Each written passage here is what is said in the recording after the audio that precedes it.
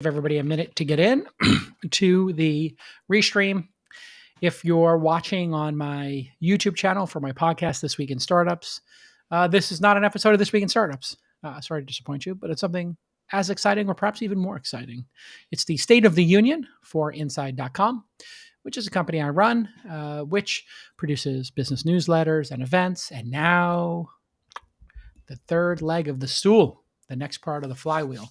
So I'm doing a State of the Union with our investors. We have large investors like Sequoia Capital, myself, Mark Cuban, and then we have a bunch of equity crowdfunding folks who have invested in our company with small size checks. And we really love that concept of people being able to put small checks into startup companies. And we've been making some great progress. I'm going to go through a deck, and I'm also going to go through a product demo for the first time. I'm going to show you what I've been building with my team, and hopefully get some good feedback from you. And you'll all have the chance to jump the line, as it were, and get into the beta earlier if you sign up. So give me 1 second to just make sure I have all my settings correct here. Okay, and I'm just logging into the chat so I can say hi to folks. All right, there we go. And so a bunch of noties. Hello, Walton, Peter, Yogesh, Scott, Brandon, George, ENIAC78, Alex from our team, Jay, Scott, Brandon, Kelly, Mark Jeffrey. How are you, sir? Inside shareholder here from the Mahalo days. And hello from Rome, Italy. So, will this be taken off later or stay up in the other streams? Great question. We'll take it off everything except for the Inside and the This Week in Startups channel. So we'll leave it up for those. And we're excited to give you an update.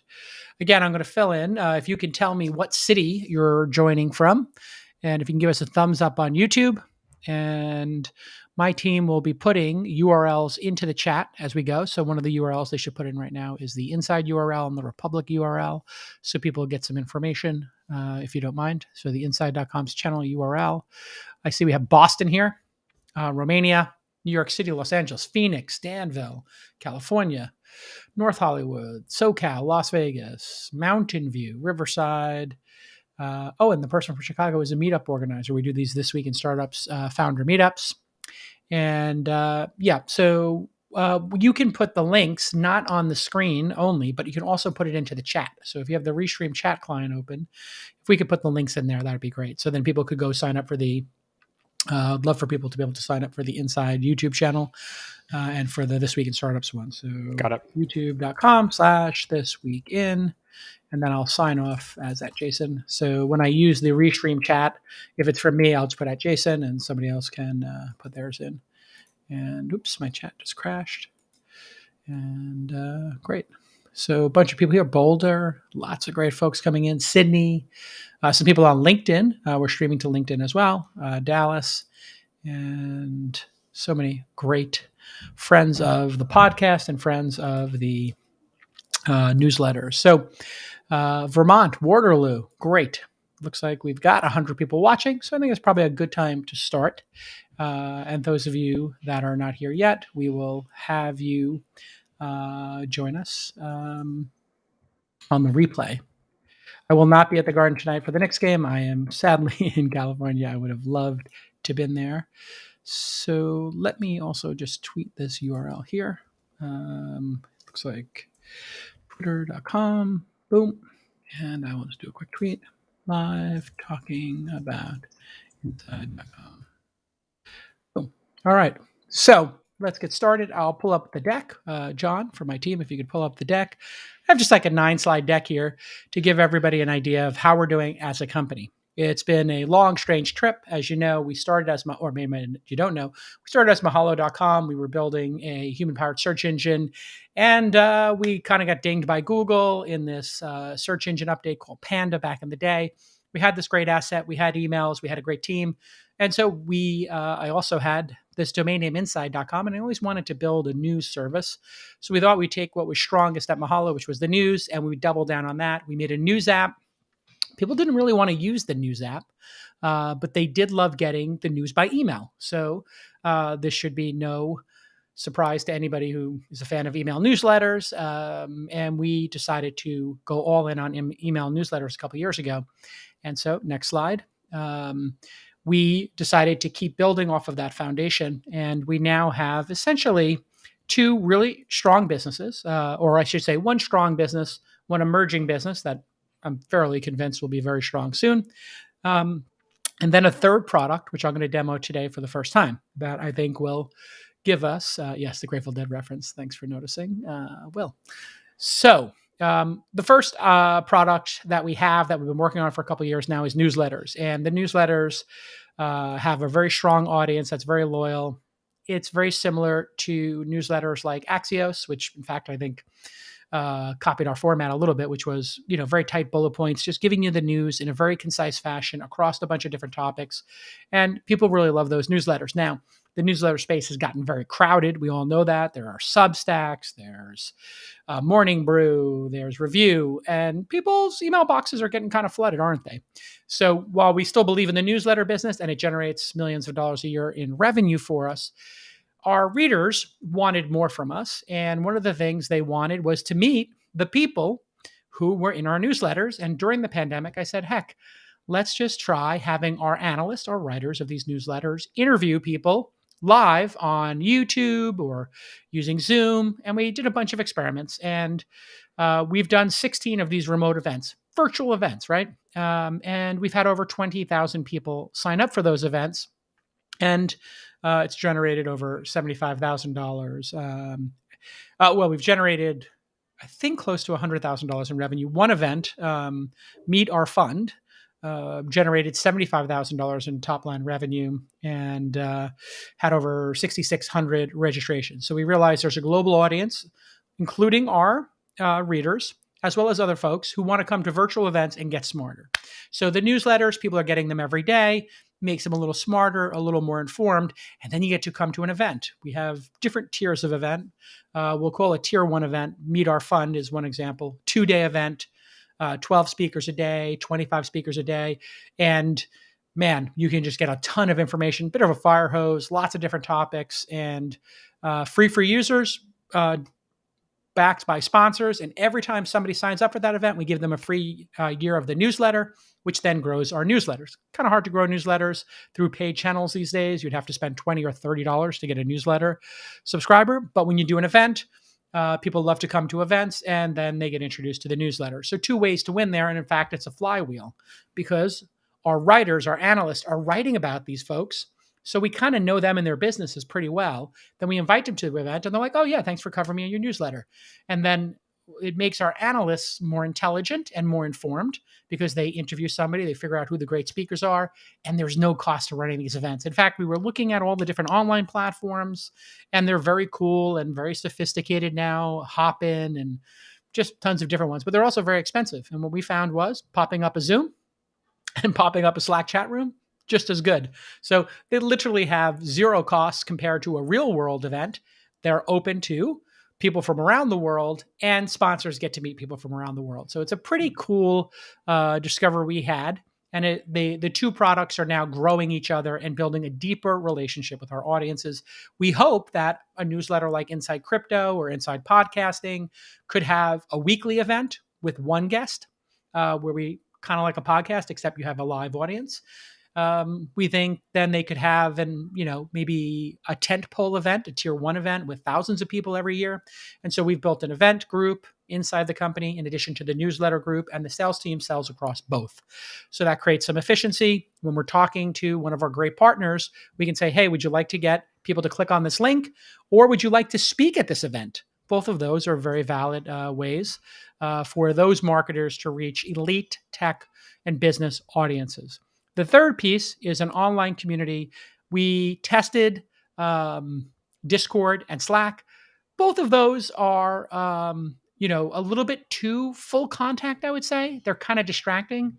I don't know how many different Slacks you're in. I'm in like 4 or 5 professionally. Having a 6th or 7th one is a bit of a distraction, and the conversations just move a little bit too fast. So we thought, what other communities are out there where we could build a community, but maybe it wasn't as real time?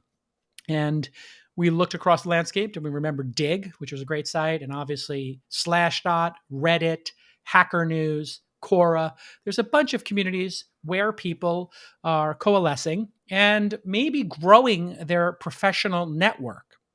And so that got us thinking here at Inside, wait a second, people are using us like a professional network. At our events, they kept saying, hey, can I meet people? Can you have times for us to do breakout rooms?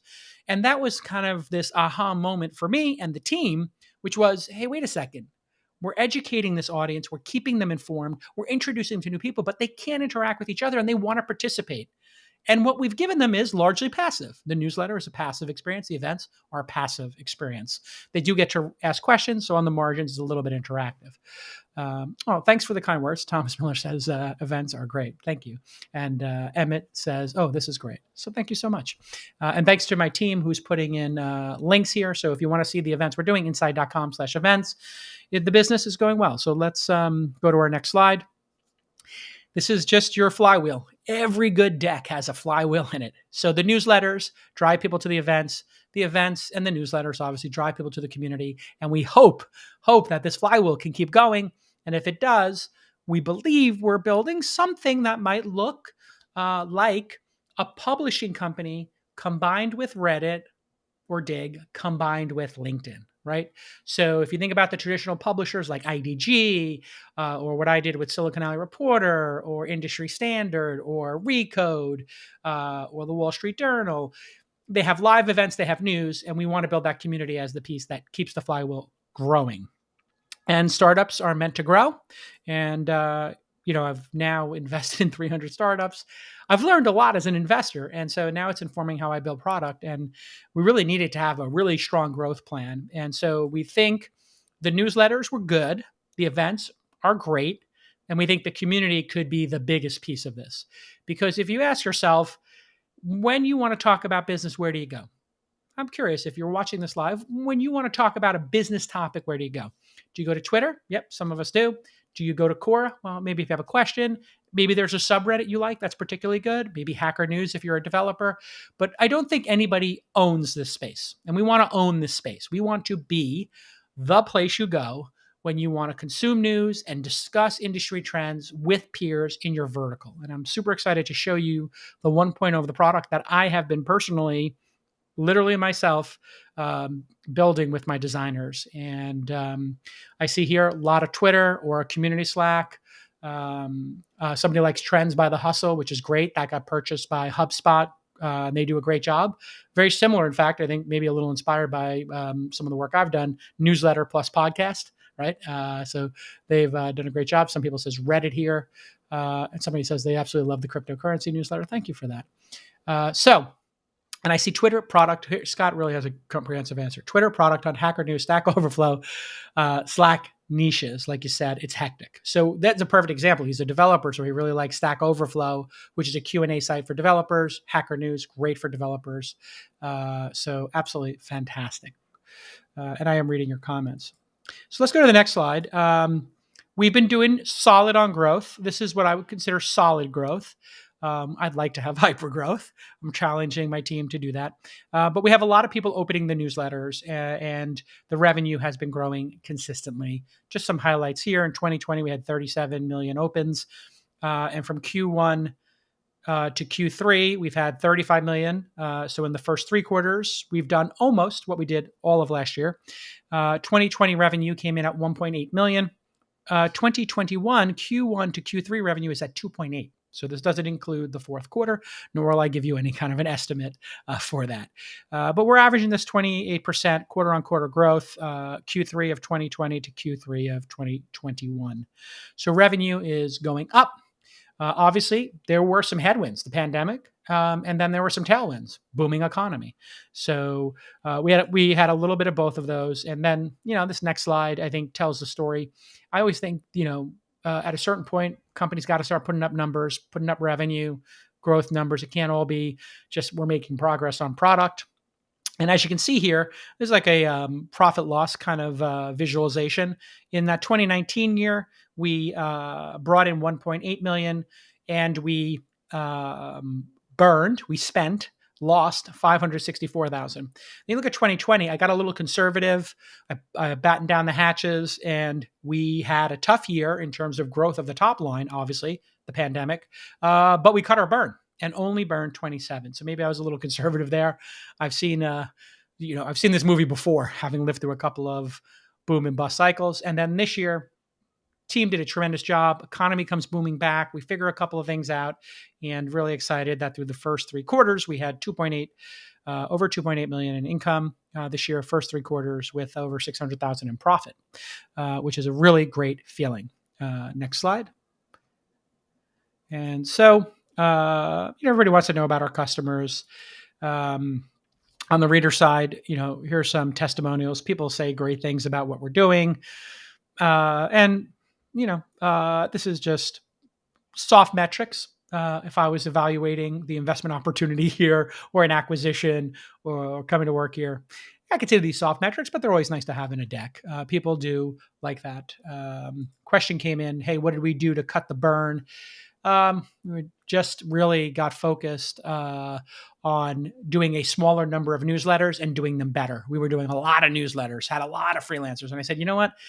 It's getting a little unruly here, and I'm concerned about the market conditions. Let's focus on the top 15 or so newsletters and really make those great. Put more wood behind less arrows, hit the target a little more consistently, if that makes sense. Just, again, lessons I've learned over 25 years as a media executive. We have a lot of great people buying our advertising, and you can see that here on the next slide.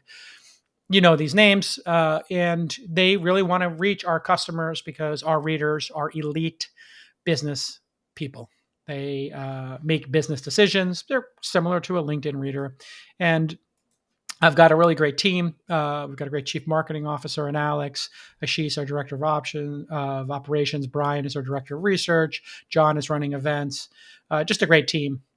But I think this will be the most fun part of all of this, which is a little product demo of what we're building. So I'll just pause for 1 second. Does anybody have questions about the business? And if my team would like to select them, you can just put them right on the screen for me here. I'll do my best to answer them. If I don't have a great answer, we'll follow up with you on email, but I'll take maybe 3 or 4 questions if people have them about the overall vision, or maybe I should show the product demo and then do it. Any questions? I have some that we got in advance, Jason, if you want to tackle some of those. What do you think? Would they be better answered after the demo or before? Yeah, let's do it after the demo. Let's show them what we got. We'll do the demo. That's fine. So let's show the demo. This is a Figma. If you don't know what Figma is, it's like InVision. When you're working with designers, they will make you a Figma design. What this is basically an interactive, clickable mock-up. So this isn't the code. We're writing the code. We've started the process of building the site, and we'll have it out in Q1. And it should look somewhat familiar to you. And again, this is early days for us. But what you're seeing here is the inside homepage. You're logged in as Jason Calacanis. And you see the first story is from Inside Cryptocurrency. It was produced today. And then you see it comes from this person who is a product manager at Discord. So I really want you to notice how this is going to be unlike other social news sites where they allow you to use a handle or a pseudonym. We're only going to allow people to log in with LinkedIn to start, and you have to use your real name, your real title, and your company name. Why? We want this to be a community where people own their words, and we build essentially like subreddits or sub-communities, verticals, groups based on different topics, and then there can be people who are the leaders of those subreddits, as it were, or those, topics. So you see there's comments, and obviously you can vote things up. On the right-hand side, you'll see what newsletters you're subscribed to. So if you're logged in, it knows I have Inside VC, Inside Podcasting, Inside Tech, but it's going to upsell me here. And one of my design theses is, hey, the site should know you if you've logged in, and it should be upselling you and just trying to inform you more and kind of guiding you along a journey. And so it says, I don't get Inside Streaming by Lon Harris. I click subscribe. It moves it up to my top list. So you guys get the idea of how that works. And look, there's an event here on the right. Need to know, no coder. And this is one of our events. I click RSVP. And it now turns it to yellow and says I have been added to that, and I can go learn more about it, etc. But here's a Coinbase story done by an analyst at Inside. So some of the stories will come from our analysts. We're doing 15 newsletters or so, 7 stories in each. That means every day we'll start with 100 really great, the most important stories across these top 15 topics in the world. In other words, unlike the cold start problem that Dig, Reddit, Product Hunt had, our analysts will seed each of the topics, and then the community can add to the topics. And we'll show how that works in a moment. So when you click on this one, what you can see here is who submitted it, and our very notable synopsis of the story. If you get our newsletters, you know we don't do headlines. We write a concise lead sentence that informs you as much as possible, and then we give you bullet points to, again, keep you as informed as possible, not waste your time. And you can upvote this. On the right-hand side, what we want to do is be super generous with the members to get them more attention for their company, their products, their social, their content, etc. So if you've ever been on LinkedIn or you've been on Reddit, they want the clicks to keep you inside their site, right? That makes sense. Pretty good business decision and good logic there. My thesis is, hey, if we allow you to have all of these great links here, and you can put whichever ones you want, your LinkedIn, your company's LinkedIn, your Twitter, your company's Twitter, your website, your company's website, Instagram, TikTok, and your email, and even the ability to contact you like InMail or any other messaging system. You'll notice the email here isn't shown. You click the button show. That's just a little trick to keep people from scraping the emails. You click show if you're logged in, then it will show the email. Of course, you don't have to put your email there. You don't have to put any of these things here, but we will keep track of how many clicks you got out. So we can tell you, like Linktree, imagine if Linktree was built into LinkedIn, and instead of LinkedIn forcing everybody to go through InMail, we just said, hey, listen, we know you got other options out there. You're active on different things. You might be in the content business and active on YouTube. Another person might be a TikToker. Let 1,000 flowers bloom. Let's just get you some traffic to help you in your life become a better executive and make more business contacts. You can, of course, contact this person by clicking here, and you can just type in a short message, no different than InMail or DMs, and you can request to talk to the person. The message gets sent. I'll show you the other side when we're on the profile page. And what you'll see here is a little edited button here. So what we're going to do is when somebody submits a story, if that story has spelling errors or whatever, we're going to go ahead and edit it. And you'll see that. You can see the edit and you'll be able to click and see the different versions. So in that Wikipedia style, somebody posts a story, they get a number wrong. Our team might go in there and correct it, edit it, and then you can go see the differentials. Obviously, you got a bunch of comments here. You can click and reply and vote comments up. And then on the right-hand side, you see all the users, their titles, and their company name. And we're doing this because we want to build a business community. So if you are in the if you were in the IPO and the finance space, or you worked at one of these companies, it would be really interesting to see if somebody from Rivian or Morgan Stanley or T. Rose Price was in here commenting or talking. That's our hope, is that the real names policy helps grow this. Let's go over here to new submissions. There'll be a new submissions page. This is where the audience can submit stories, and the audience can, of course, report them and say, hey, this story is spam. And that will, of course, help us deal with the spam problem. Although people using real names, we think will help solve that. There'll be topic pages here. I'm clicking on the topics, and I can go over to the cryptocurrency page. Now, on the cryptocurrency page, the events will be more focused on cryptocurrency. And then when we click on a story, we will also be able to see jobs that are related to crypto, quick hits that are related to crypto. And then eventually the individuals on these pages, we will have who is the most, who comments the most in crypto, who submits the most stories, who has the most upvotes. Again, helping build a community of people across these topics to start, but there'll be many, many more. Or you can look at all topics. So if you care about all of those topics, you can do that. If you want to submit a story, very simple. You're going to put your URL in. It'll pull from the metadata automatically, the title and the synopsis. Almost all modern news sites have that. If it was a YouTube video, it'll pull in YouTube. If it's TikTok, a tweet, we're going to allow for different objects here, PDF, etc. And you select the topic, you pick which topic it is. And here we go. Boom, I can post this to the new submissions page. And now I'm here nice and tight on the submissions page. And you can see on the side here, this week's top contributors. You can invite people to the community, all stuff that you would expect to see in a modern day website. Here's an early version. This will be edited over time. But you're going to have a profile page that'll be public facing, and there'll be one that is internal facing. All the things that you find annoying about Facebook or other social networks will not be in here. This is really about getting business done. And so you'll be able to put your personal accounts, you'll be able to edit your profile. You'll have your messages here. You can ignore the person if you don't like them or ban them or report them. You'll be very easily able to see the events that you've subscribed, that you're RSVP'd for. You'll be able to see your subscriptions and which ones you want to add. And then, of course, you can see all of the comments and all of the stories that you've ever done on the site in one easy place. So your corpus of work here. And that's really the idea, is we're going to be looking for people who want to participate, to show off their knowledge, to meet new people, and to develop business and to develop their knowledge, basically, grow as a human being, as an executive. I'll show you what a moderator sees, because I think this is kind of interesting. Moderation is going to be super important. When a moderator is on a story, they will be able to moderate. You'll see some moderation tools over here. And so having run these communities before, moderation is a key piece of the puzzle. So you're going to be able to very easily delete a story, and then you'll be able to give a reason. Oh, well, this was spam. It was duplicate, self-promotional, whatever it happens to be. We say it's spam and delete the story, and then you get that other upsell as the moderator.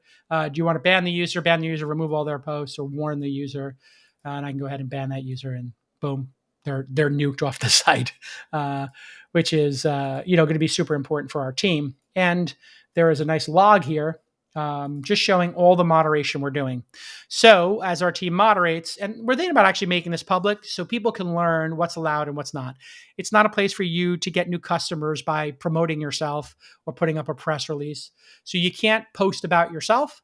If somebody else wants to post a news story about you or a product demo, that's fine. But we want this to be not a marketing promotion opportunity. We want this to be a place for great discussions. And the way we will reward you for having those is we show your title, we show your company name. Everybody is one click away from being able to see your content at all times and to grow your audience. So when you are in fact looking at these pages, you'll be able to click on any of the names here and see a mini version of their profile, which actually I think I can show you. Hold on one second. On the full user access, I think if I'm on this story, let me see if they've designed it. Yeah. So here, I'm looking at the comment. Let's say I'm on this comment and I'm like, oh, Priya seems like an interesting person. She's a designer at Ramp. Very interesting. Okay. Well, let me click on her. Oh, wow. Now I'm one click away from getting to know her on all of her other sites. So there'll be no marketing spam, but we've built in the marketing for you. So you don't need to do it obnoxiously. I'd encourage you all to go look at your LinkedIn feed. I love my LinkedIn feed, but if you were to count the 10 stories there, when people are on LinkedIn, it's really turned into marketing and promotion now, which I understand. People are on LinkedIn to do jobs, awesome site, recruit, awesome site, get customers. It's really doing great things there. But for content, there's no really great way, I think, on LinkedIn to process the news, right?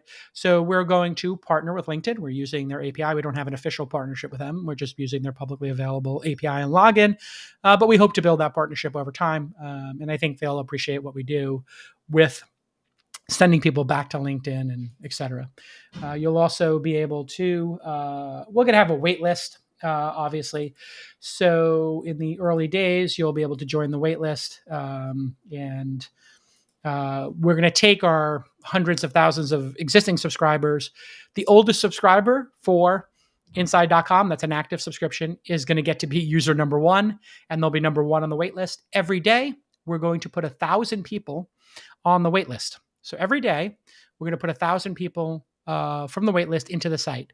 We may ramp that up, but it means basically for the first year, we'll be opening it up 1,000 people a day. Maybe we'll go to 2,000. So maybe 6 months of letting people in. And anybody who came today, I'm happy to announce that if you RSVP'd for today, we'll let you in the first group. And we'll be looking for you, if you're in that first group, to really help us set a tone, right? We want to set a tone for this, that it's not marketing, it's not spam, and it's for civil business discourse. Every single topic, the topics we're starting with are going to be the topics that we have newsletters for, but there's no reason that if something new is happening in the world, Omicron, we could do inside.com/Omicron. And we could then pop that up and start putting stories on about that, independent of having a newsletter. And you, as our audience, could be submitting stories and discussing things there. So that is the plan. We have about 15 analysts and freelancers who will be populating this. So pick a breaking news story. The Elizabeth Holmes trial is happening. We can do a Theranos page or Elizabeth Holmes trial page. New technology comes out like DAOs. We can have a DAO. And so that topic pops up and hopefully a community coalesces around it. And we think that this is going to help us scale. We have not yet added following each other and creating business relationships. I've been giving that a lot of thought. If you have thoughts on that, you can email me, jason@calacanis.com anytime, or DM me. But in some of the old social networks, they asked you to describe your relationship with each other. I think FriendFeed had this first. AngelList had it. So you might be, and you see this on Instagram, you have friends and close friends. So imagine you could be a follower of mine, or you could be a former coworker, or you could be a current coworker, or you could be a co-investor with me. And we might define those relationships a little bit so that you can kind of have a little bit more of a rich social graph. So we'll figure that out as we go. We don't have to figure out everything on day one. We want to keep the site simple, and then maybe every 2 weeks release something. So you can imagine gamification here. You submitted 10 stories, you submitted 10 comments. You could imagine a cryptocurrency angle here. We've already had people discussing that, where there's some token or something and each vote counts as one or something. For now, we just want to build that great community. And I think I showed you everything. Yeah, I did show you everything. I showed you full access user, waitlist. I showed you everything. So that is what we're building. And we're super excited about it. So I think we'll move to questions now.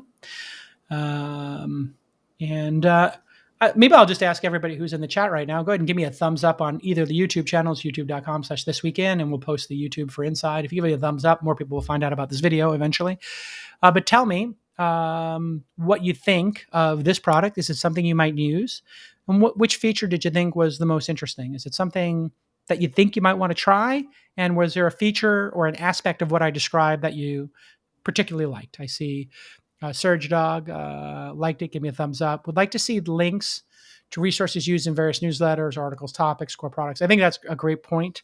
We do want to be open to any number of objects. So imagine charts was an object, just charts. So you find an interesting chart in the world and you put it in here. And when you put it in, this is about venture capital. So it's a venture capital chart of, crypto investing by month for the last 5 years. So you put it inside crypto, but you tag it as a chart, where you say the object type is a chart. Or if you forget to do that, my team does it, right? Because we're going to have people kind of cleaning things up. Well, then you could say, hey, can you show me all the charts in crypto? So inside.com/crypto/chart might just pull up all the objects of charts. Now you might be reading Inside Streaming, and you do Inside Streaming/trailers, or Inside Streaming/YouTube videos, Inside Streaming/TikTok. And so the objects could be another vector, and then there could, of course, be tags. So we'll add tags to the system. We already have topics, and then there'll be the object types. So all of that could come together, in 2 or 3 years to, oh, wow, I can go to this page and see all of the different charts associated with venture capital. I could sort them by how many comments they have, et cetera. I didn't show you, there was a little thing where you can sort by most voted, most commented on, newest, hottest, whatever, most votes up or down. We might have voting down. We'll see. So let's take a couple questions. Thank you so much. Wow, I'm getting so much great feedback in the chat room. I can't even keep up with it. So I guess this would be a good time to start taking questions. What's the number one problem existing networks don't solve? Great question.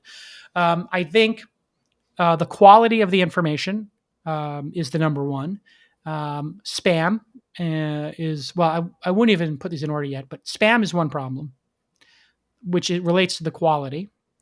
And I think real names and not using real names on these services does lead to a problem. And they're not based on content or have topics, right? So if you're looking at LinkedIn, it's not like you can go to the topic page on LinkedIn and have all the cryptocurrency people in one place. They do have groups, which work really well. What we want to do is create more structure around that. I think Dig did have topics and Reddit does have subreddits. But I think narrowing the focus just to business is going to be the big win here, and then making the quality 10 times better. So if you do those two things, the quality is 10 times better. In other words, the story selection, how we summarize them, and it's very focused on a very specific topic. I think it's going to lead to really great networking. Now imagine we have we pop up the DAO or the NFT vertical, and then we have events happening. Now we got all the people from events, and we had 5,000 people come to our NFT event, which did really well. And then we invite those 5,000 people to see the NFT community here. That'd be pretty great, wouldn't it? I think it'd be a pretty great start. We can start on second base. That's what that flywheel is all about. So I think our flywheel, the fact that we have events and newsletters, also contributes to making this like a more vibrant community. And you actually have a signal for that. One of the things that grew Reddit was the AMAs. In fact, a live style of event. And so when an AMA would happen, they'd be like, oh my God, there's an AMA with Sam Harris happening, or Elon Musk, or, this venture capitalist, or this musician, John Mayer's in there. Great. It just creates a huge rush of people. If you look at Clubhouse, when they started, it was like, oh my God, Vlad from Robinhood's in there, or Jay-Z's in there. Oh, everybody comes, then breaks it, right? Breaks the system. So hopefully we'll have a little bit of that with our events, and we already have a vibrant event business. Let's take another question. What is the monetization model? Great question. So we have experimented with paid, but our advertising was going so well, we stopped trying to get people to pay for the product because we needed all the ad inventory we had, which is reflected in those crazy, awesome sales numbers. Here, we're going to flow the same ads from the newsletter into the site. So you've seen Reddit, native advertising, each of these stories. The fifth story will be labeled an ad. Boom, you got ads in it. And then also there are quick hits and events. So when we have our events listed, if you have a crypto event coming up, you're going to be able to go to inside.com/crypto and add your event on the side for $100 a week or $500 a month. Oh, you got a crypto job? Go ahead and put your crypto job in there. So we're looking for people to put in native content that is actually adding a little bit of value, or hopefully not taking away a lot of value because it's not targeted.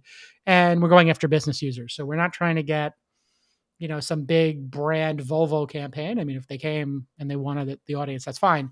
But if you're on the inside business or the inside venture capital, the inside podcasting, the inside AI, there's plenty of people trying to hire for AI, plenty of people who have AI events, and they will pay us hundreds to thousands of dollars to promote those for them because they have a business model that works. And filling a job, we all know, job listings get $300 to $2,000 depending on the size of the community. So job listings, event listings, and then native ads. Native ads means the ads look like the content, if you've never heard that term. Then eventually we may make pro features. So we may make it so you get to have 5 links. Let's say it gets really popular. 5 links in your profile, but if you want to have all 20 links, maybe you have to be a paid member for $25 a month. So the same way there's a premium version of LinkedIn or a premium version now of Twitter. In this social network, this business social news network, I'm calling it a social news network, SNN. In this social news network, hopefully it's good enough that we could come up with a paid version. And so if we can get to 10 million members and 5% want to pay, that's the next business model. But we're doing pretty good on event sponsorships and newsletter sponsorships. So those same advertisers just want more clicks. They just want more access to this audience. And that's the problem we're having right now is we sold out our inventory many times this year. So when we sell out the inventory, the sales team's like, okay, people want to buy now. I need more inventory, J-Cal. This, we hope, will give us more inventory, right? More impressions and more chances for people to do something between the 24 hours between the newsletters, right? So we get you on Monday. Now we got 24 hours. We get you the next day. This will be for those news junkies who got the newsletter in the morning, but they want to find out what happened and they want to geek out to, the aftermath of the Apple keynote, as it were, or, we talked about the earnings call for Uber, and then we're going to actually have a discussion about the earnings call after it happens, right? So this gives us that ability to just keep people around for longer, create more impressions. Great question. Next question. How do you plan to market and fast track adoption of the platform other than Twist and newsletter promotion? So, great insight there. I do have a little bit of approach. I do have the ability to promote stuff given my social media footprint at this point. So I have over 400,000 followers on Twitter, and a million people listen to the various podcasts every week, I think, at this point. So I'll use that to build the core audience. And then, that is a superpower that I have. But ultimately, it's going to be about those events, having great speakers, and my team making the content here so good that people come back. So I can help bring people to the party, but it's got to be a pretty good party for people to stick around. So I think we've done that with the newsletters. I will tell people about a newsletter. We'll get some subscribers. That's kind of how we got going. I'll tell people about an event. We'll get going, but they will come back if the event's good, if the newsletter's good. My thinking here is they'll come back to this community if they get value from it. And there's two ways to get value, really three ways to get value. One is you read the news. Two, you got involved in a discussion. And three, you met somebody new or they followed you on your other social media. In other words, you built your network. So building the network, I think, is just a whole new unlock for us. And then that moves us from being a media company to being maybe in the category of LinkedIn and Facebook, right? And I think that's a better place to be as a company because you can scale much faster. So we're going to have all of our analysts. We're going to keep building analysts by vertical, but the audience is going to be suggesting content too. So that takes a little bit off of our backs. For the newsletter, it's 100% us building it. In the future, we might do 5 stories and then do 3 stories from the audience, right? The audience submitted 3 interesting things. And then those people get their names in the newsletter with a link back to their profile, which then gets them more problem solved. So there's going to be you get to see your name up in lights. So great question. Let's take another one from the audience. Oh, and by the way, there'll be invite your friends features in here as well. I forgot to mention that. So right now we're not doing the upload your address, book, find your friend stuff in the version 1.0, but that'll be in 2.0. And then we're going to give everybody who's in early 3 invites. So we'll do the invite thing where you'll see you have 3 invites, put the email addresses in, and then maybe we'll let you authenticate with Twitter later, like Substack and Clubhouse did, to find your friends. You can automatically, with one click, add all your friends, or you could invite your friends to join you. You get the idea. And then we're going to try to make a map of who invited who so that you kind of have responsibility for who you invited. And that's kind of fun, right? Will it be possible to view content without creating an account, to link content to non-users? Great question. We don't have an answer for this yet, but our current plan is to not let you participate in the site until you log in and or join the waitlist, and then you will be able to read the site but not be able to participate until we let you in. So you won't be able to vote, comment, or anything else until you get in, and then we'll have a way for you to jump the line. So if you tweet, "Hey, I just signed up for the waitlist. Click here to join." If somebody clicks to join and they do join the waitlist, then we let you in. So those are all the viral techniques that are out there. And we'll start doing those. My basic belief on those viral techniques is if they add value and they're not spammy, I'm totally cool with them. If they're spammy, I don't want to have any interest in them. So that's just my current thinking on it. Great question. Question, what is the main differentiator versus Medium? Any other niche community thinking trade view for traders, et cetera? Why should you choose to post on Insight? Great question. So Medium is really a commitment. You're writing a story. I think you got to do about 400 words on a Medium post. I would think we'd all agree. Here, you can just get the URL of an interesting interview you found. Maybe somebody was on Lex Fridman and you want to talk about that and you thought this is a great interview. I'm going to put the Lex Fridman interview up here.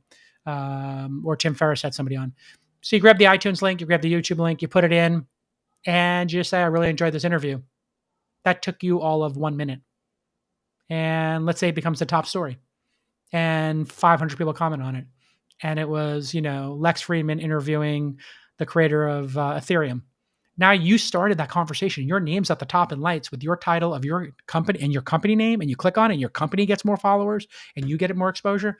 That's the difference between Medium. And that's the reason to choose it is when you go on Medium, you're really just sending traffic to Medium. You're getting your point across. It's a beautiful site. I'm a modest investor in Medium. I love it. But that's for you to blog, right? This isn't for blogging. This is for sharing something you found and then starting a conversation around it, and hopefully getting some followers. Let's take another question. What human qualities does your team or you possess that gives you an inside edge against other similar businesses? Great. I've been in the media business for 25 years. I got a pretty big following, and I'm connected to all the top people in business through the All In podcast, This Week in Startups, and my role as an investor. So that does help us get people involved in the company. My team is filled with really great growth, event, and analysts. And so they are very good at taking the vision I have and their vision and executing at a high level on it. So I think what's going to drive, what's driven the newsletters is consistency in publishing and the quality of the writing. What's driven the events is the quality of the speakers and basically the production value. In other words, it doesn't freeze and the sound quality is good. So we really think about that. As you can see here, I'm in a professional studio. So we really try to think about the production value. And I think for the community, it's really going to be taking the bad actors and the spammers out and then really engaging with the high quality people and giving them some positive reinforcement. And so each of these verticals that we pursue, I think is a different skill set. And so I appreciate that question. Okay, how would you guess TAM on this? Great question. So I think the TAM is whatever the TAM of LinkedIn is. Plus, if LinkedIn had an events business and a newsletter business. And so I think it's a pretty big TAM. Now, we have hundreds of thousands of users. They have hundreds of millions. So long way to go. But I think we're going to be pretty nimble. We're going to be able to tackle just topic by topic. And we're just going to win it every day by launching new topics, new newsletters, and new events that people are passionate about, right? And the system is built to quickly react to new topics coming out. So if Apple releases AR glasses and they're called Apple AR, inside.com/Apple AR is going to exist. And now you have a place to go. There'll be a there. And that's, I think, really exciting because on the internet, where's the there? Okay, you search Twitter. Great. Oh, you found a topic on Quora.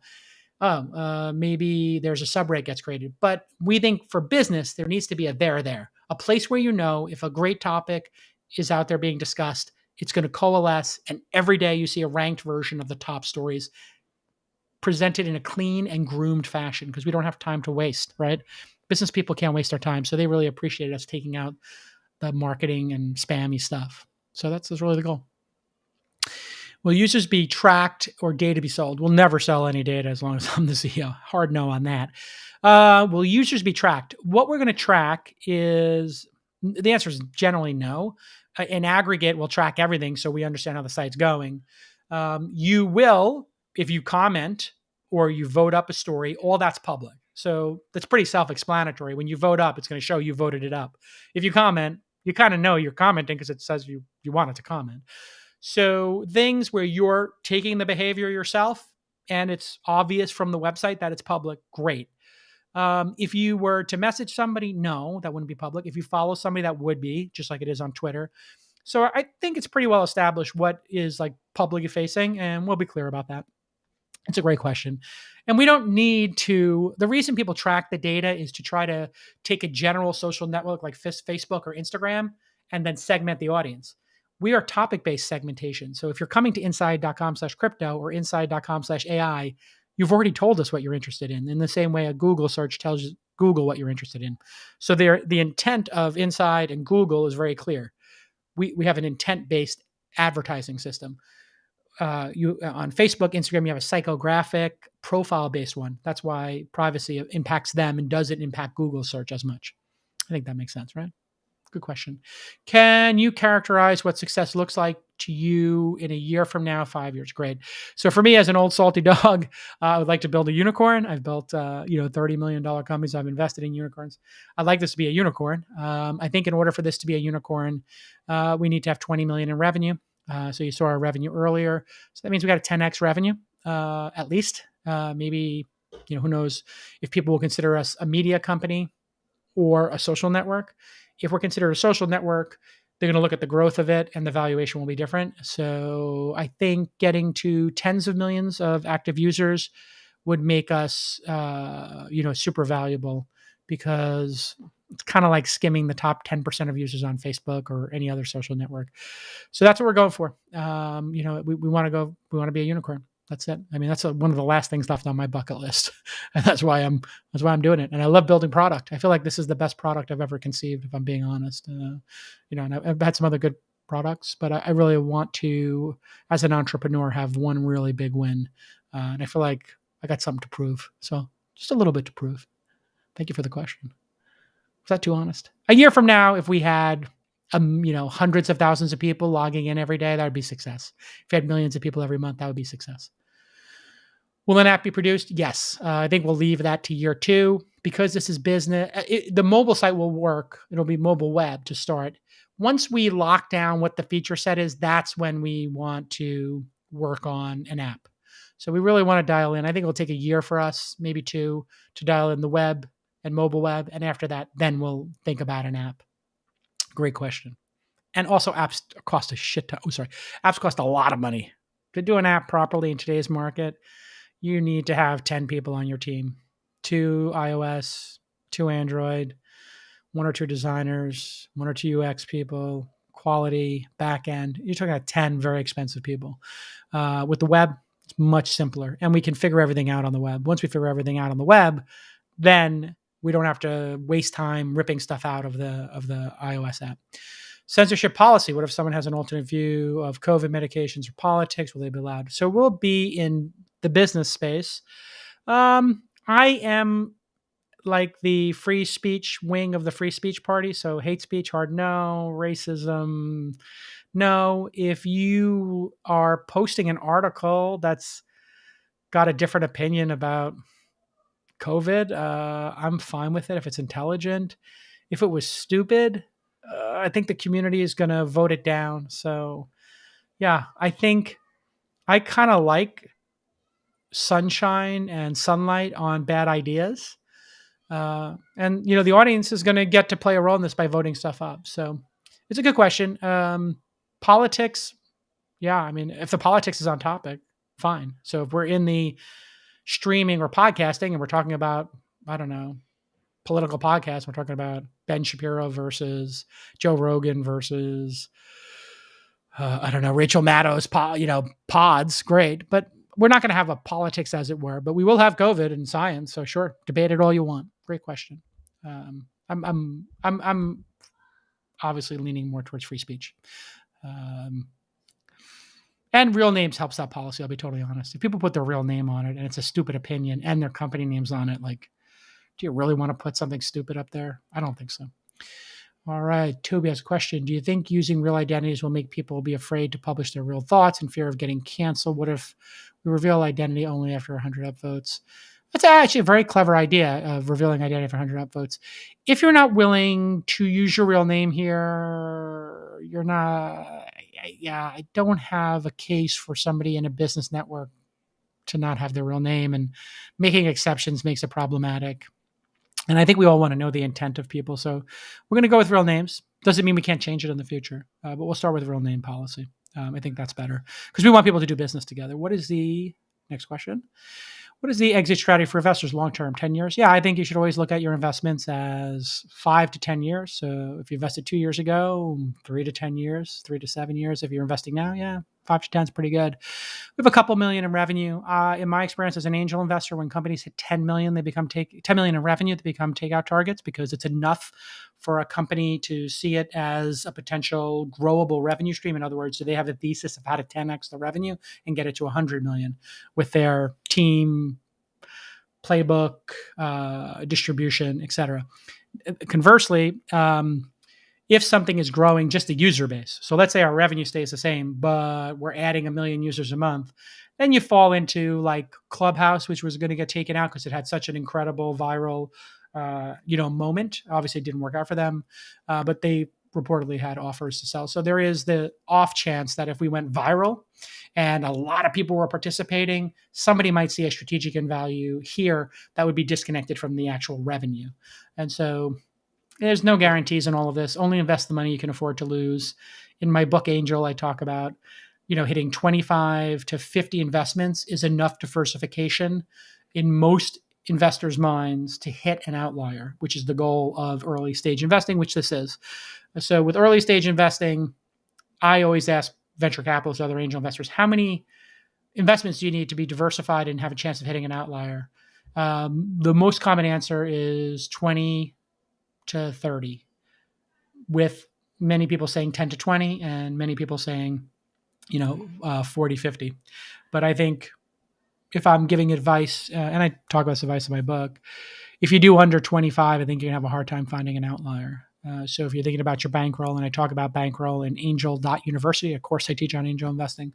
So if I would assess this one, I think very small bet, always a good idea, and having many bets across many, and only invest what you can afford to lose. I would tell my mom or my brother wants to get into angel investing. And I said, with less than 5% of your net worth, for him, he doesn't need it right now. His portfolio is growing. He's got a pension. He's doing well. He could take that risk. I would advise you, unless you're very young and very crazy, to not be putting, 20, 30, 40% of your money into startups. I have seen people do that, Chris Sock and other people. I have seen it work out for people, but you got to be super committed if you're going to do that. Take the Angel University course if you really want to do that, or buy my book, Angel.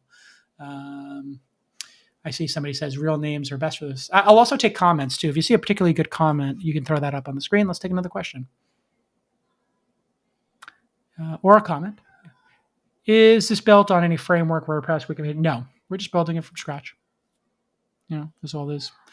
And the next part of your question is, can you make it into a SaaS software? I don't think we want to do that. I think we want to go for being, Quora, LinkedIn, Reddit. Those are at-scale businesses, and every night they grow because the community is building them. That's what I'd like to see here, is the community building this. So eventually, we might deputize people in the community and say, "Hey, you've done 25 great stories. We're going to make you a moderator of the NFT vertical, and then you get your name and lights. Here are our mods. They get to take spam out." Hey, Jake, can you talk more about moderation on Inside? What's going to be type moderation? Real names will make it easier. When you want to do moderation, having top level moderation tools like I showed, where you're on the front end of the site and somebody who's a mod can click it. And then eventually, as I just happened to mention before your question, I guess I had a little ESP there. If Mark Jeffrey, who was in here, is an expert on crypto, I trust him. I could make him a mod, and then the mods would get their names up in light in the top right. So if you were really into NFTs and we said, we're going to have 3 mods for NFTs, you get to delete comments, you get to delete stories, you get to take stories off the homepage, and then everything's in the log. So if you're doing a bad job, somebody'd say, "Hey, I thought this was unfair," and they could appeal it. That could be a way for us to scale. And it could be a way for people to take a deeper level of participation. So I'd look for our team to do the moderation to start. And then after that, we might look for whoever becomes the leaders in those communities to become the mods. And that could be fun too. I think that's how it works on Reddit, right? They have subreddits and people help with that. I know on YouTube, on my YouTube channel, I can make people mods.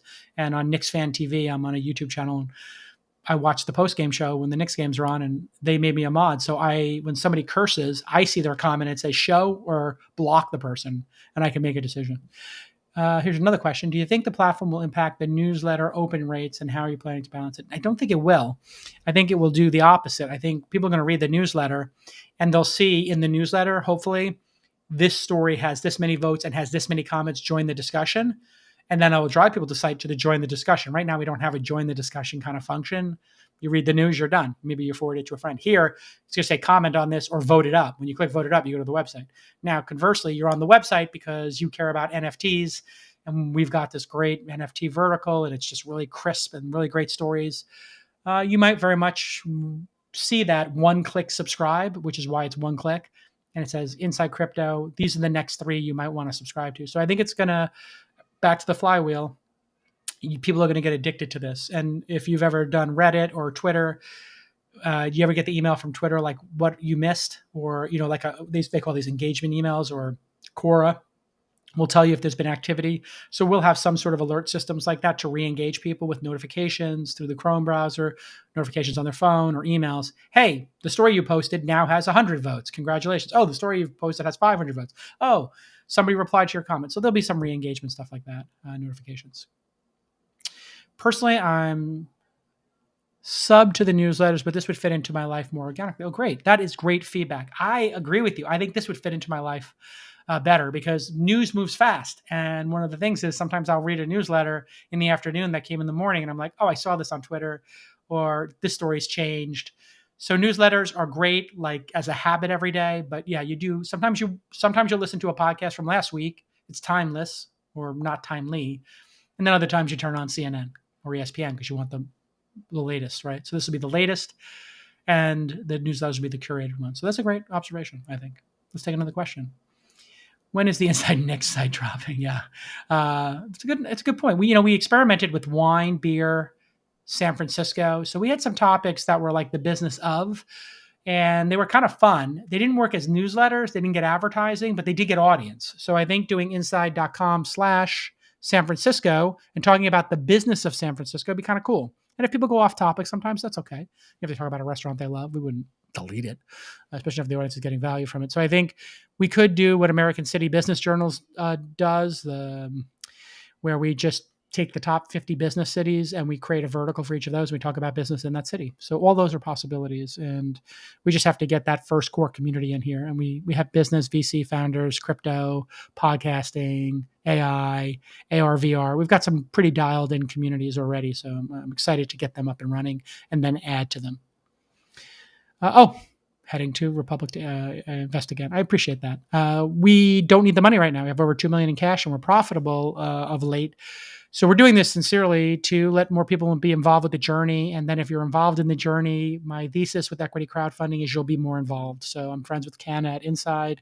We had previously, at Republic, we had previously done Seed Invest. I know the team at Seed Invest, Jeremy Allaire. And I just love equity crowdfunding as a way for just everybody to participate in very small dollar amounts. I think we set this at $100. So it's at the lowest possible amount. If 500K or $1 million comes in, that's fine. Like I said, we don't necessarily need the money right now. It'd be nice to invest in the business. But what I really want to have is people who are on the site having some upside in using it. I think that's just a very powerful thing in the world. And I like experimenting with it. I think people having skin in the game is super cool. You'll tell your friends about it. You'll invite people, you'll submit stories because you put $100 in and maybe you get 1,000 back, maybe you get nothing back. But, at least gives you this skin in the game that I really like. Okay, let's take another question. Will you be interested in other media elements, images, GIFs, videos? 100% will be doing that. Are you planning to go into audio newsletters, original video production for topics, newsletters, and platform? Wow. Somebody gave you the roadmap. We are already doing live events, so we'll be able to stream those live events like using Restream or YouTube. So YouTube will be in there probably day one. And yeah, in the comment system, we'll probably let you put rich media. If you put the URL of a tweet, we'll probably turn that into a full tweet in the comments using their API. So all that's completely possible. All of those are going to happen. Public says 100,000 perk is lunch with Jake. How can I get a code if I approach others and they collectively invest 100K? I don't think, we want you trying to sell that 100K investment. If people want to invest, that's fine. We did that for fun.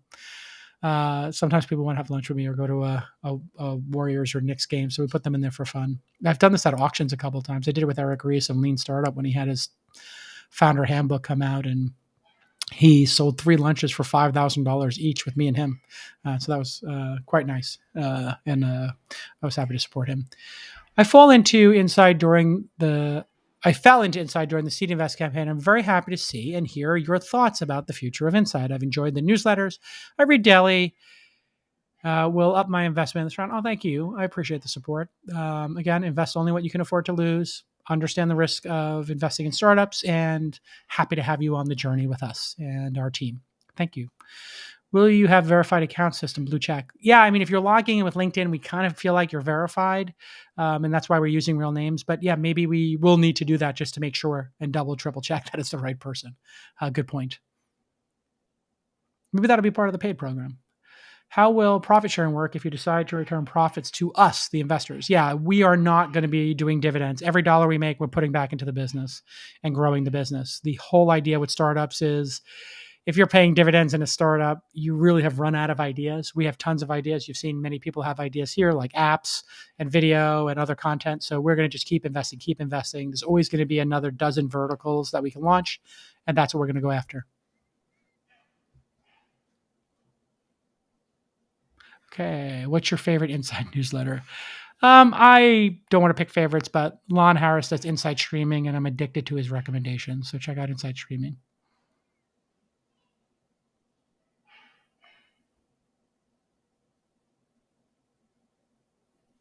Okay. What was your valuation thesis? I decided to put it at what I thought was a very reasonable valuation and not make it an issue since we're not raising that much money. So I think we picked 25 million here. Correct me if I'm wrong on the cap. So if you 10x our revenue, that would be right there. That's how I came up with it. And it was a little step up from the last valuation. Do you guys hear my dog barking in the background? I don't know if you can hear that or not. Very slightly. Okay. I just asked somebody to get fondue. She's old and blind, and she sometimes walks into a corner behind a couch and then doesn't know how to get out. Everyone loves a diaper dog. She is a diaper dog now. She's 15, and she doesn't have the same control over the bladder. And I got 15 years with this beautiful bulldog, so I feel like I'm, 4, 5, 6, 7 years blessed. And but it is sad. And Max is my 11-month-old bulldog. So I got a young one, and I got an old one, and I got a glass one right there. It's like a glass bulldog right there. My brother got me. Okay. Any more comments or questions? How would you compete against network effects starting community that Reddit has already? So yeah, Reddit's great. The thing with these network effects of the existing communities is if you're providing the exact same thing, it is hard. If you're providing something different and new, people will come to you for the new thing, and you have to just provide a lot of value. So the events we're doing are very new, and they're free. So we made this idea. And what if you could come to an event for free? We all get pitched on events that are 300, 500, 1,000. We said it's free, and then we spent 10,000 marketing it. And my marketing team has gotten like our Inside Psychedelics, the Business of Psychedelics event. I think, Alex, if you're here, you could talk a little bit about how we acquired users. But, we acquired, I think, users for under $10 each. Maybe it was $4 or $5 at the peak. So the events allow us to acquire users. The users then generate revenue. And so there is some formula there where we could actually do marketing through the events and the newsletters to get people into the social network. And hopefully the flywheel gets going and it lowers the price and increases the revenue per user. It's really the name of the game. And I don't, if we were launching a Reddit competitor right now or a Quora competitor, yeah, I think that would be very hard. But this is something that feels a little different. Build it and they will come. Send profit. If it's new and truly unique, that is true. It does spread through word of mouth. If it's very crowded in the market, you're going to need to use some growth hacking techniques. And we have some advantage in knowing some of these techniques, and we still have to execute, but we know the techniques we have to use, like an invite system and finding your friends and sharing stories, and the people really do things online, not for money, but for status in these systems. So your number of followers, your ranking in your vertical, all that really matters to people. And so we think the social proof and the social rewards are the thing that are going to drive each of these verticals. Let's take a couple more questions or comments. Any more? Okay. The number one thing I hate about Twitter is bots and fake accounts. If you fix that, I'm there. Yeah, we don't think this is as a competitor to Twitter, but we think it's a complement. So yeah, you're on Twitter, bit chaotic, but you're following your friends, and your friends may or may not be in business, and you may follow your sports team and your favorite TV show, favorite musician, favorite actor, and maybe you're getting general news. But when you want to do business news, we want you to think about inside. And when you want to do business networking, we want you to think about inside. So inside.com, you're an insider. You're going inside the vertical.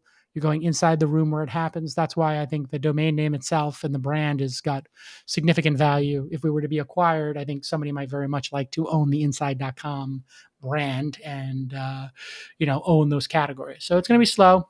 We're going to have to get SEO right. We're going to have to get social right. We're going to have to get community right. But so far, so good, right? And I think we've executed really well on the first two legs of the stool, newsletters and events. And now we're just going to slam dunk this. And I think we'll have the flywheel cranking. That's my hope. Great domain. Yes. It took me a decade to get that domain. Will we restrict topics to business related topics? Is that all up to moderators? We'll start with business and then we'll experiment. If there was something fun like the TV show Secession, which is business related and people wanted to geek out to it, sure. We could possibly do that. But maybe streaming would be a better place for that. So you do have these moments where There's venture capital. Do we want to have angel investing or equity crowdfunding? It depends on, the community, and the community will have some say in that. I do think cities would be very interesting because everybody lives in one, had some, or maybe a couple, and everybody cares about their city. And I know sometimes I wind up in the Reddit for San Francisco. It's pretty great. Nextdoor has done a good job with that. So I think the business of cities is kind of a forgotten vertical, and I think we can do well in that. Actually, we did that first, and I think Axios added some city newsletters, didn't they? So they followed us on that one too. Yeah, cities could. I mean, it's a pretty obvious idea. So actually, I shouldn't take anything away from them. I think there's been newsletters about cities for a long time. More questions or comments? Any more questions or comments? Well, you guys have been great. I really appreciate these great comments and questions. We've gone about 70 minutes here. We can only 70 minutes. Okay, so 70 to go. How about three more? Three more comments or questions. Do you think a group or a group chat element be added where you can create groups with people you come across on the platform? For sure. If the messaging takes off, we're going to start out with just like sending people a DM. And then if people complain, we'll turn it off. Like if people report a DM, we might turn off that person's ability. But yeah, you could have a group, and we could have a group chat room very easily on a topic page. And we could also have, Clubhouse features. So we invested in a company called Space, which provides Clubhouse as a service, basically. So we literally, like Discord has, audio rooms. You could go to inside.com/NFTs, and you might see logos of people there, and you click, turn it on, and you could talk to them. Or we could say every night at 5 p.m. there's a chat about the day's news. So those are all possibilities. Yeah, for sure. Definitely a great idea. Given any thoughts on how you avoid creating a homogeneous group of viewpoints, like a diverse set of thoughts? I often like to read things I disagree with. Try to understand the other side. Great question. I think how you moderate these things matters. So, we're going to look for people to have respectful debates, and, anybody can submit a story, and it'll be on the new page. And if enough people vote it up, it'll move to the topic page or the homepage. So that's kind of the series of events. You submit a story. If it's not spam, people can vote it up and down on the new page. That's how Hacker News works, or Dig used to work. There'd be this like incoming page. You'd see all the new submissions. If you like them, you vote them up. After they hit 10 votes, somebody on our team sees it. They make sure it's not spam one more time. Boom. They move it over to the topic or the topic on the homepage. So let's say some breaking news: Elizabeth Holmes is guilty, and here's the first story, from breaking news from CNN, and there's a CNN YouTube clip. Boom, somebody submits it. We see it. It gets 5 votes up. Boom, we say put that on the homepage. Boom, put that on the topic page, and there you go. Boom. So, great question. Will the user be able to see insights of the stories they submit? Sure. They'll see the number of comments and the number of votes right there on the top level. That's great. And Bob GOG, maybe if you have other suggestions of what we could show, that would be fine. We could show, we would definitely give people an alert if it makes the topic page or the homepage, because that's kind of the series of events you're going for as a submitter. I submitted the story. It got to the topic page. Hey, it was so good on the crypto page that it made it to the homepage. So that is the series of events, and hopefully that those rewards for getting there, and that will get you more views to it. If it gets more views, obviously you will get more clicks on your profile, your company name, your Instagram, your TikTok, your homepage for your company, whatever it happens to be. Okay. Last question or comment. Take any. Yeah, we're not going to go crazy with the algorithm. The algorithm will be a function of time and votes. So things will slowly deprecate over time, and votes will move things up. Great question. I see that there as well. All right. I think I told you everything I could tell you. I think we're good. Okay. I really appreciate everybody taking the time. If everybody could rate my pitch as a founder, rate my pitch on a scale of 1 to 10, and what I did well, what I could do better. Go ahead in the chat room. Rate me. I love this concept. I just invested. Oh, thanks, Steve. That's very kind. High five. So rate it on a scale of 1 to 10, Mark Jeffrey. I would like to get an actual number. See a couple 10s coming in. My first 2 are 10s. And anything you think I could have done better or that I did well as a presenter, I tried to not over rehearse it. I tried to keep it factual. I tried to show, not tell. I tried to get you to the product and answer your questions as concisely as possible. All the stuff I mentor founders at. Okay, great. I got all 9s and 10s. I'm feeling pretty good about that. 1 point for not being long enough. Oh, you're trolling me now. Good luck. Very clear and realistic. I think I tried to be very honest and realistic. I always think that managing expectations as a founder is super important. I think you can be more aggressive at how you see the future. Okay, that's interesting. I am specifically not trying to hype things up because people are investing and people trust me. I want people to invest what they can afford to lose. I don't want people to think that this is like guaranteed. So I maybe was erring on a little bit of side of caution, not being hype. But I think the numbers from the newsletters and the event revenue speaks for themselves. So I was a little hyped about that myself personally over the past year.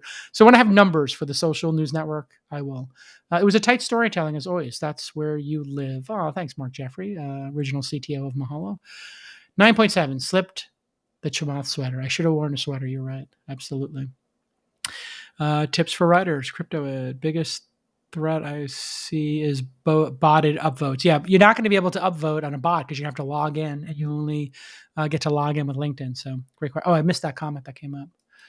Some comment came up. I missed it, but okay. Honestly, this was great. Really interesting to see someone who's built a career off filtering pitches do a pitch themselves, 9 of 10. That's what I was trying to do a good job today, is so I can share it with my founders and say, here's how I pitched it. Here's how I answered questions. How did I do? Usually I tell people to get to the product in 15 minutes. This was more like a board meeting where like I wanted to show the traction and then save it for the end, the actual new product. So great. How much time do I spend on Inside? Somebody asked. Yeah, I am not the full-time CEO. I am a part-time CEO with an incredible team around me. And probably at some point there'll be a full-time CEO. But I plan on working on it for the next couple of years. Maybe get a president in here would be the more likely scenario. But I obviously have a lot on my dance card. The good news is, when I'm doing my podcast, that increases my profile and my following with All In and This Week in Startups. As that gets followed, I share a story or a conversation. I can bring 100 people, 1,000 people over to Inside. So, that's the good and the bad of me not being 100% on just this one project, is that as a media personality, I can bring things to the project. Like Ryan Reynolds is doing, right? He's got doing movies and stuff like that. Want more free events and interviews? Go to inside.com for events. Oh, I like these little marketing lower thirds you're doing. They're pretty cool. Well done. All right, 9.99. Can I attend Jason Calacanis inside board meeting to my LinkedIn now? Sure, why not? You can attend that. I should actually do them. You could be a board observer, yes. And you could literally be bored. I hope you weren't that bored as an observer. All right. Thanks for coming, everybody, and we'll see you next time. Maybe I'll do this every year or every quarter. I really appreciate the support and the great questions. See you all next time. If you're interested, republic.co/inside. You can go to inside.com. If you sign up for any of our newsletters, you will then get an invite to the social news network when it happens.